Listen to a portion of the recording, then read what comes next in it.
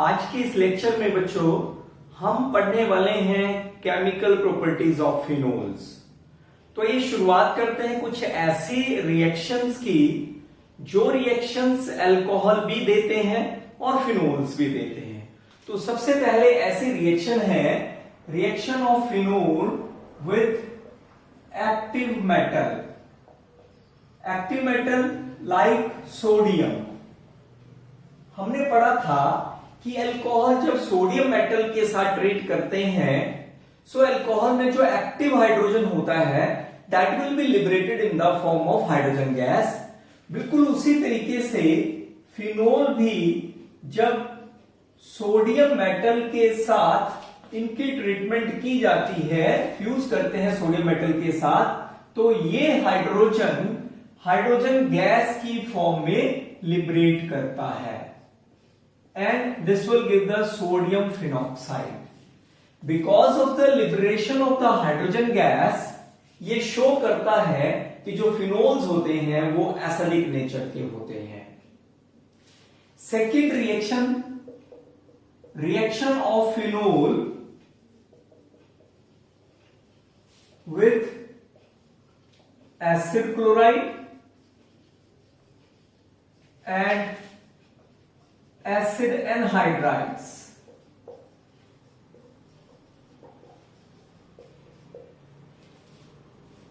Phenol की acid chloride के साथ सपोज आप इथेनोइल क्लोराइड ले रहे हैं, आईयूपीएसी सिस्टम में इसको इथेनोइल क्लोराइड बोलते हैं, कॉमन सिस्टम में इसको एसिटाइल क्लोराइड कहा जाता है। इस एसिड क्लोराइड को जब आप फिनोल के साथ ट्रीट करते हैं तो इस रिएक्शन को ध्यान रखने के लिए हम इस टाइप से कर देते हैं। ये HCl रिलीज करेगा यहां से and it will give an ester.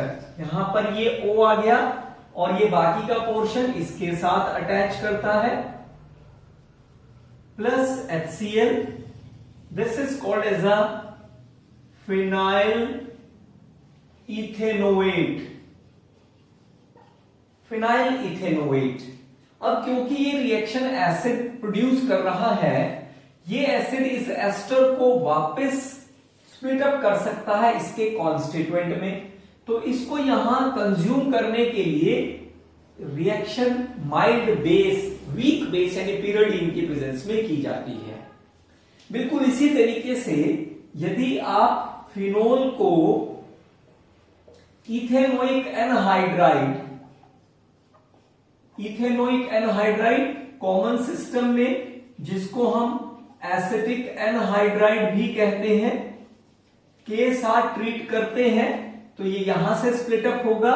बिल्कुल उसी तरीके से आपको एस्टर मिलेगा और साथ में weak acid that is ethanoic acid.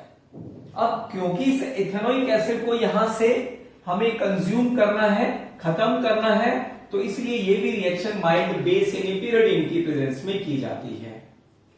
यदि यही रिएक्शन फिनोल को आप एरोमेटिक एसिड क्लोराइड के साथ ट्रीट करें, acid chloride, aromatic acid chloride that is benzoyl chloride,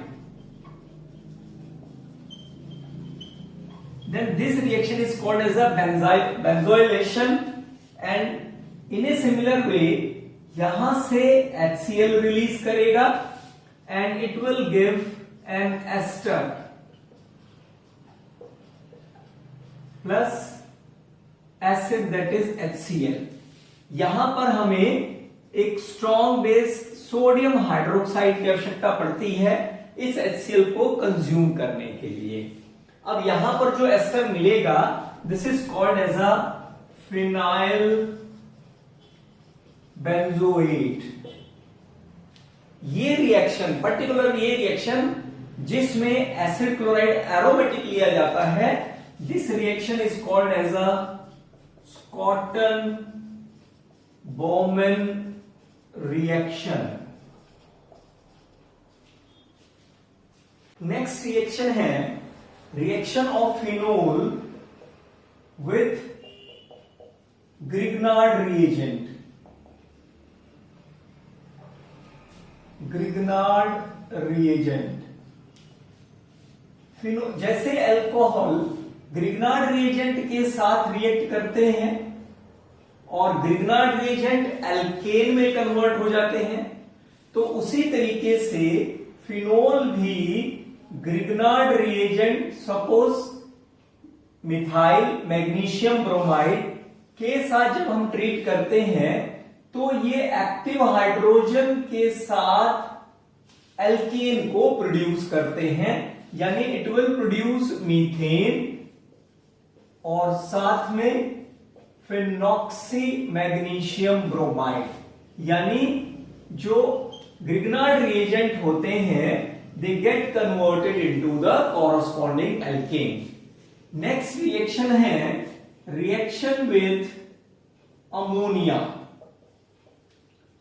alcohol भी अमोनिया के साथ रिएक्ट करके अमीन्स देते हैं, उसी तरीके से फिनोल्स भी अमोनिया के साथ जिंक क्लोराइड की प्रेजेंस में 573 केल्विन और हाई प्रेशर के अंडर रिएक्ट करके they will produce the aniline.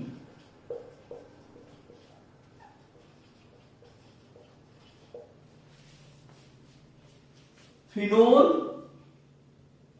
Zinc dust के साथ भी रिएक्ट करते हैं। ये एक इंपॉर्टेंट रिएक्शन है जो कन्वर्जन्स में हम लोग यूज करते हैं। फिनोल को जब हम जिंक डस्ट के साथ हीट करते हैं then phenol gets converted into benzene और साथ में जिंक ऑक्साइड आपको मिल जाएगा। Phenols undergo a large number of electrophilic substitution reactions. Now, first of all, question arises: why phenol undergo the electrophilic substitution reactions and at which positions? तो इसको समझने के लिए हमें फिनोल के एक बार से फिर रेजोनेटिंग स्ट्रक्चर्स ड्रॉ करने होंगे। फिनोल जिसका दूसरा रेजोनेटिंग स्ट्रक्चर होगा कुछ इस टाइप से, ये हम आगे शिफ्ट कर देते हैं इलेक्ट्रॉन पेयर, ये आगे चला जाएगा और ये उससे नेक्स्ट पर। नाउ इलेक्ट्रॉन पेयर एटम से बॉन्ड पर और बॉन्ड से एटम पर शिफ्ट करेंगे, तो बिल्कुल उसी तरीके से जो रेजोनेटिंग स्ट्रक्चर्स का नेक्स्ट बनेगा, यहां पर डबल बॉन्ड आ जाएगा। ऑक्सीजन से एक इलेक्ट्रॉन पेयर शिफ्ट कर गया तो इस पर प्लस चार्ज आ जाएगा। अब ये एटम से बॉन्ड पर और बॉन्ड से एटम पर इलेक्ट्रॉन पेयर शिफ्ट करेंगे, यहां पर नेगेटिव चार्ज, ये डबल बॉन्ड बिल्कुल उसी तरीके से।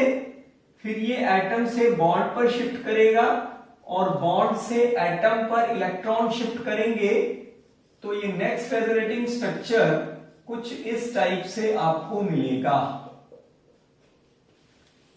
First of all, OH group having the plus R effect, electron donating resonance effect होने की वजह से ये रिंग को इलेक्ट्रॉन डिस्ट्रीब्यूट कर रहा है, रिंग पर इलेक्ट्रॉन डेंसिटी बढ़ा रहा है, और जहां पर इलेक्ट्रॉन डेंसिटी ज्यादा होती है इलेक्ट्रोफाइल्स वहीं अटैक करते हैं। सो OH ग्रुप क्या कर रहा है, facilitates the ring towards electrophilic substitution reactions, towards electrophilic substitution reactions. From the resonating structure it is clear that कि इलेक्ट्रॉन डेंसिटी या तो ऑर्थो पर या पैरा पर सबसे ज्यादा है। So because negative charge is maximum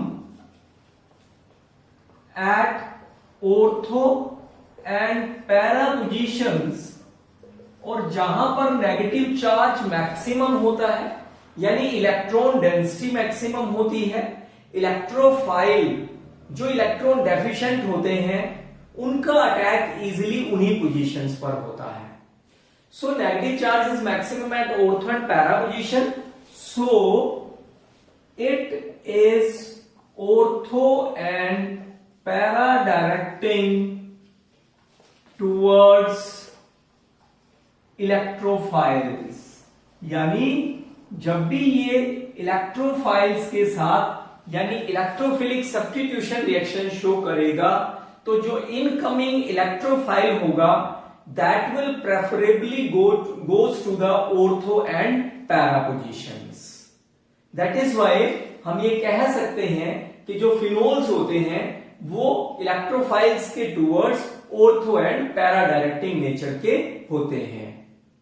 first of all, phenols when treated with the nitric acid it will undergo the nitration।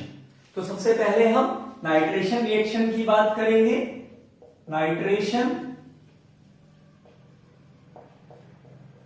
जब फिनोल को आप डाइल्यूट नाइट्रिक एसिड के साथ ट्रीट करते हैं, नाइट्रिक एसिड को कुछ इस टाइप से हम लिख देते हैं, ये डाइल्यूट नाइट्रिक एसिड है। जब डाइल्यूट नाइट्रिक एसिड के साथ 298 केल्विन पर हम ट्रीट करते हैं तो इनमें से इलेक्ट्रोफाइल कौन सा हुआ? Nitronium ion, NO2 plus ion, ये क्या होगा? इलेक्ट्रोफाइल होगा। So it will go at the para and ortho positions. सो जो प्रोडक्ट आपको मिलेगा वो मोनो सब्स्टिट्यूटेड प्रोडक्ट्स होंगे और वो होंगे 4 नाइट्रोफिनोल एंड 2 नाइट्रोफिनोल, यानी पैरा नाइट्रोफिनोल यदि कॉमन सिस्टम में हम बात करें, एंड ऑर्थो नाइट्रोफिनोल। इनमें ऑर्थो और पैरा प्रोडक्ट्स में से डेफिनेटली जो पैरा प्रोडक्ट होता है वो मेजर प्रोडक्ट होता है। बट जब हम डाइल्यूट नाइट्रिक एसिड के साथ इस तरीके से रिएक्शन करते हैं फिनोल की, तो यहां पर जो हमें ये प्रोडक्ट्स मिलते हैं they are found in poor yield, बहुत कम अमाउंट हमें इनकी मिलती है। उसका कारण क्या है कि ये जो नाइट्रिक एसिड है it is not only a nitrating agent but it also acts as an oxidizing agent. So partial oxidation of ring takes place, यानी ये जो OH ग्रुप इस पर लगा हुआ है रिंग पर, इसकी पूरे की पार्शियल ऑक्सीडेशन हो जाती है, जिसकी वजह से हमें ये प्रॉपर पूरी यील्ड में प्रोडक्ट्स नहीं मिल पाते हैं। तो गुड यील्ड में लेने के लिए फिर हम क्या करें? हम सबसे पहले फिनोल को सोडियम नाइट्राइट के साथ ट्रीट करते हैं। Sodium nitrite in the presence of HCl which will provide the nitrous acid. Now this nitrous acid when react with the phenol it will give para nitrosophenol and orthonitrosophenol. These two products when treated with the nitric acid dilute it will exclusively produce the para nitrophenol in a good yield. इसी तरीके से जब हम phenol को concentrated nitric acid के साथ treat करते हैं,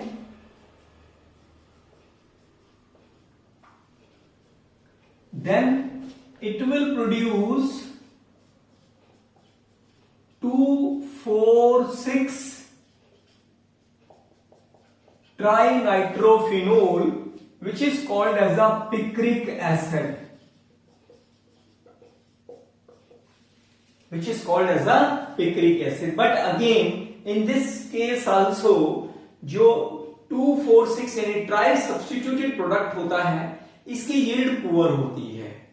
गुड यील्ड का लेने के लिए फिर हमें पहले क्या करना होता है, फिनोल को कंसंट्रेटेड सल्फ्यूरिक एसिड के साथ ट्रीट करेंगे जिससे हमें सल्फोनिक एसिड मिलेगा, और फिर उस सल्फोनिक एसिड को जब हम कंसंट्रेटेड नाइट्रिक एसिड के साथ ट्रीट करते हैं तो again it will give the picric acid but in a very good yield. So इस तरीके से डाइल्यूट नाइट्रिक एसिड के साथ ट्रीट करने पर आपको मोनो सब्स्टिट्यूटेड प्रोडक्ट मिलते हैं, और कंसंट्रेटेड नाइट्रिक एसिड के साथ फिनोल को ट्रीट करने पर आपको ट्राई सब्स्टिट्यूटेड प्रोडक्ट मिलते हैं। फिनोल की सेकेंड रिएक्शन है हैलोजिनेशन, यानी phenol reacts with the halogen like bromine. It is observed that when phenol reacts with the bromine in polar solvents like water या bromine aqueous यहां पर लिखा हुआ हो, then tri-substituted products are formed, यानी 2,4,6 tribromophenol is formed, और ये white precipitates की फॉर्म में अपीयर होता है। Plus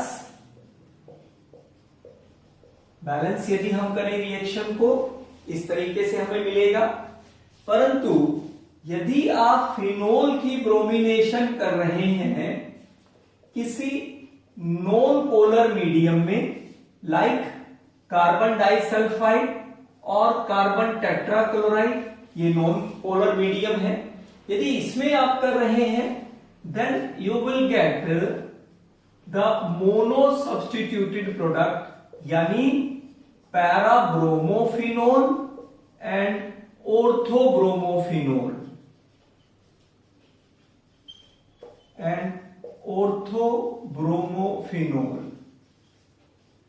Now first of all question arises कि मीडियम चेंज होने पर यदि पोलर मीडियम है, वाटर है, तो ट्राई सब्स्टिट्यूटेड प्रोडक्ट मिल रहा है, परंतु यदि नॉन पोलर मीडियम है तो केवल मोनो सब्स्टिट्यूटेड प्रोडक्ट मिलता है।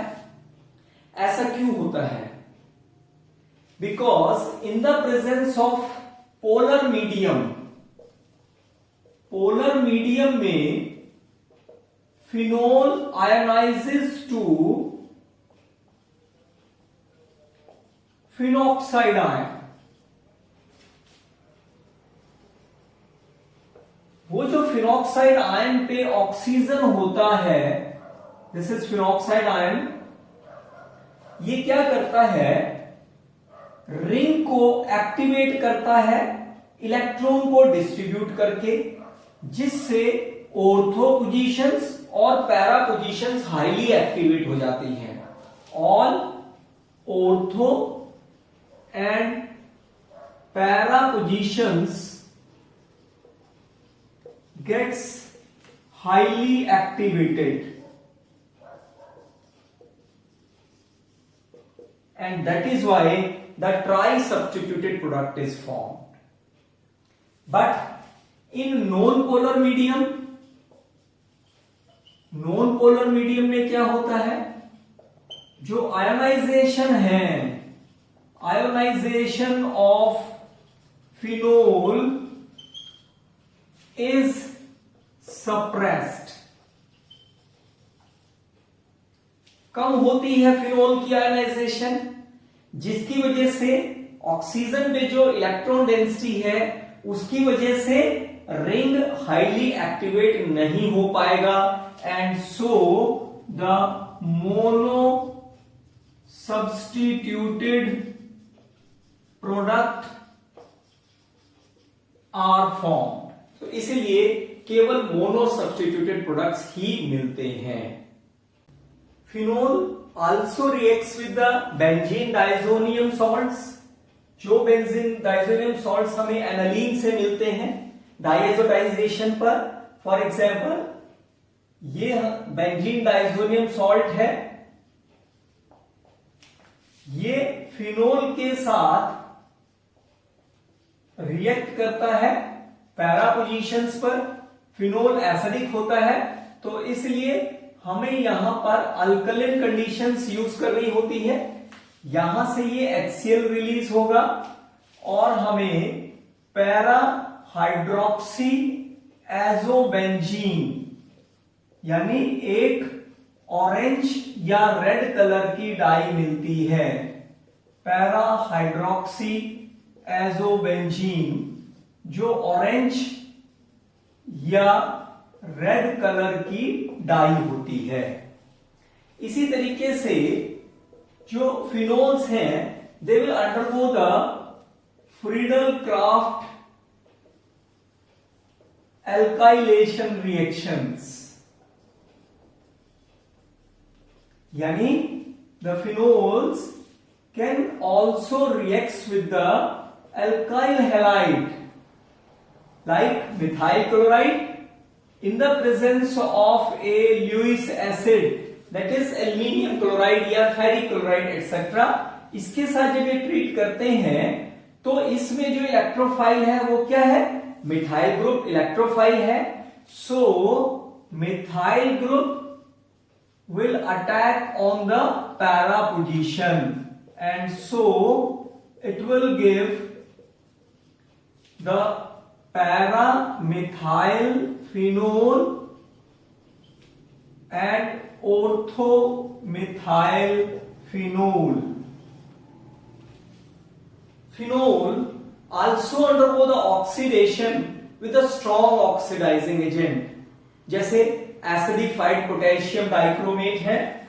ऑक्सीडेशन की यदि हम बात करें, phenol undergo oxidation with potassium dichromate acidified and it will give para benzoquinone. It will give para-benzoquinone. Sodium phenoxide, when treated with the carbon dioxide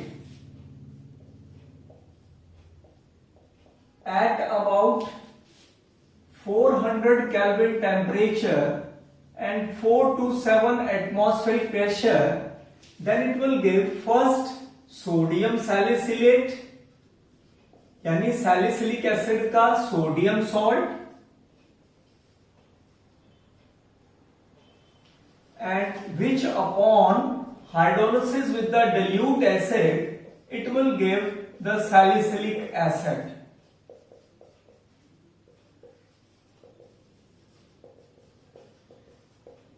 यहां पर जो सोडियम फिनॉक्साइड है this can be prepared from the phenol by treatment it with the sodium hydroxide. यदि sodium hydroxide के साथ इसको हम fuse करेंगे तो ये हमें सोडियम फिनॉक्साइड देता है, जो कार्बन डाइऑक्साइड के साथ ट्रीट करने पर 400 kelvin temperature and 4 to 7 atmospheric pressure पर we will get ultimately the salicylic acid. अब ये जो सैलिसिलिक एसिड प्रोडक्ट है ये एक बड़ा ही इंपॉर्टेंट प्रोडक्ट है जिससे बहुत सारे अलग अलग टाइप के प्रोडक्ट्स बनाए जाते हैं। For example salicylic acid when treated with acetic anhydride और एसिड क्लोराइड, दोनों ही एसिटाइलेटिंग एजेंट हैं, चाहे आप एसिटिक एनहाइड्राइड लें या चाहे एसिड क्लोराइड लें। इसको जब आप सल्फ्यूरिक एसिड फ्यू ड्रॉप्स की प्रेजेंस में ट्रीट करते हैं तो अब देखिए यहां पर ये कार्बोक्सिलिक एसिड का डेरिवेटिव है, ये कार्बोक्सिलिक एसिड ग्रुप है, ये अल्कोहलिक ग्रुप है। तो हमने पढ़ा है कि कार्बोक्सिलिक एसिड या उसके डेरिवेटिव अल्कोहलिक ग्रुप के साथ रिएक्ट करके एस्टर बनाते हैं। दैट इज व्हाई ये जो एसिटिक एनहाइड्राइड है ये OH ग्रुप के साथ रिएक्ट करेगा and it will form an ester. इस तरीके का आपको एस्टर मिलेगा। ये एस्टर क्या नाम है इसका, 2 एसिटॉक्सी बेंजोइक एसिड। 1 2 पे ये एसिटाइल ग्रुप है और साथ में ऑक्सीजन है, that is why acetoxy. Second पे 2 एसिटॉक्सी बेंजोइक एसिड, और commonly it is called as a aspirin और एसिटाइल सैलिसिलिक एसिड, ये इसके कॉमन नेम है। हमें पता है कि aspirin is a well known, it is a well known antipyretic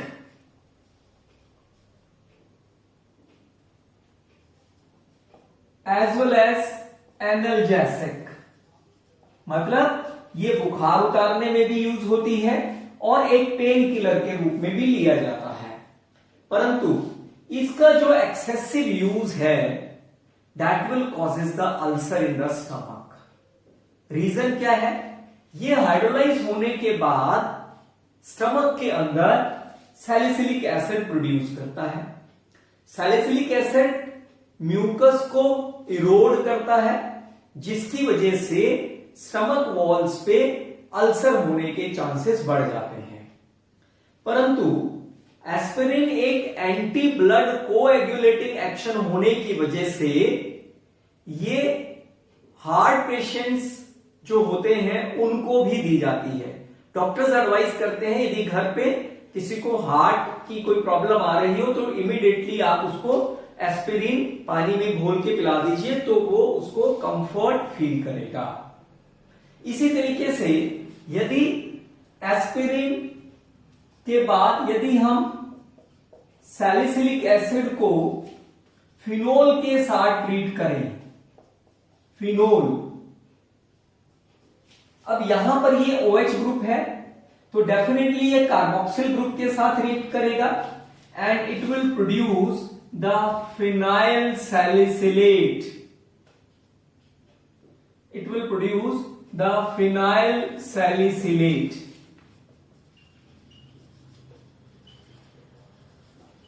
Phenyl salicylate, also called as a Salol, which is used as an intestinal antiseptic.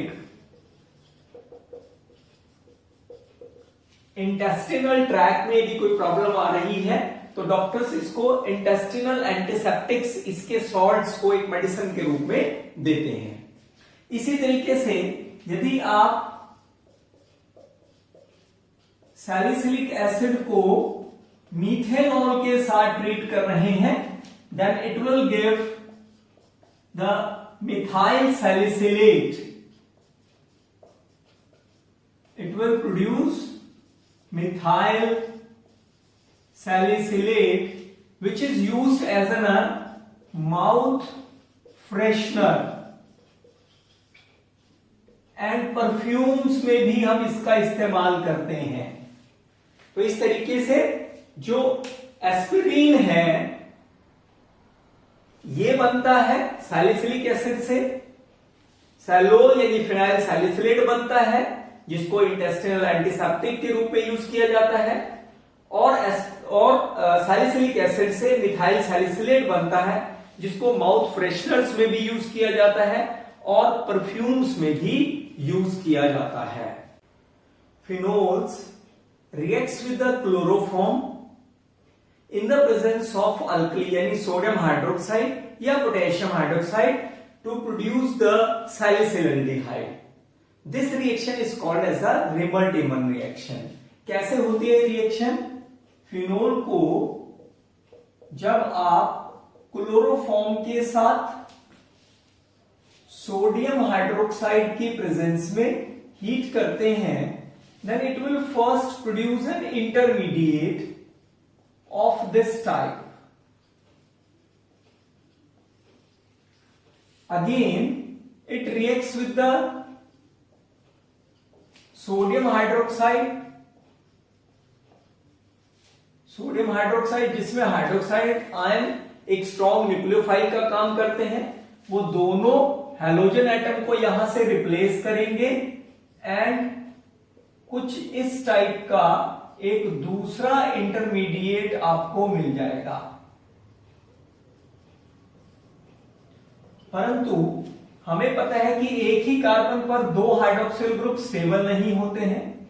यहां से वाटर रिलीज होगा और आपको मिलेगा sodium सैलिसिलएल्डिहाइड, which upon acidic hydrolysis it will produce the salicylaldehyde. Salicylaldehyde, or also called as a orthohydroxybenzaldehyde.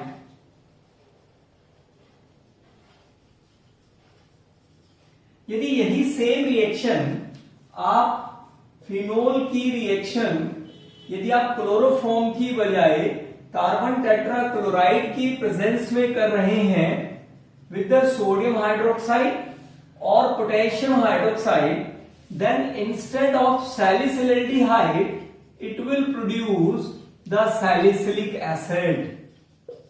It will produce the salicylic acid.